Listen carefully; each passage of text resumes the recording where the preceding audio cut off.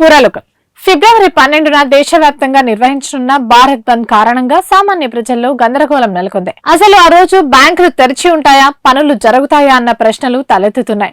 సాంకేతికంగా చెప్పాలంటే ఫిబ్రవరి 12న reserve bank of India కానీ ప్రభుత్వం కానీ అధికారిక సెలవుగా ప్రకటించలేదు. అంటే బ్యాంకులు అధికారికంగా తెరిచే ఉంటాయి. అయితే దేశంలోని ప్రధాన బ్యాంకు యూనియన్లు ఏఐబిఈఏ, ఏబిఓఏ, బిఈఎఫ్ఐ ఈ సమ్మెలో పాల్గొంటున్నందున కార్యాలయాల్లో సిబ్బంది కొరత ఉండే అవకాశం ఉందని ఇప్పటికే కొన్ని బ్యాంకింగ్ సంస్థలు ఖాతాదారులను అలర్ట్ చేస్తూ ప్రకటనలు కూడా విడుదల చేశాయి. దీని కారణంగా బ్యాంకులు తెరిచి ఉన్న సేవలు మాత్రం పాక్షికంగానే అందవచ్చు. ప్రభుత్వ రంగ బ్యాంకులైన ఎస్బీఐ, పిఎన్బి, బీఓబీ వంటివి ఈ సమ్మెలో ప్రభావం ఎక్కువగా ఉండవచ్చు. దీని కారణంగా నగదు డిపాజిట్లు, విత్ డ్రాయల్స్, చెక్ క్లియరెన్స్, కొత్త లైన్ అప్లికేషన్ల పరిశీలన, డిమాండ్ డ్రాఫ్ట్ వంటి సేవలు నెమ్మదిగా కొనసాగవచ్చు. వీటిలో కొంత అంతరాయం ఉంటుందని ప్రాథమికంగా తెలుస్తోంది.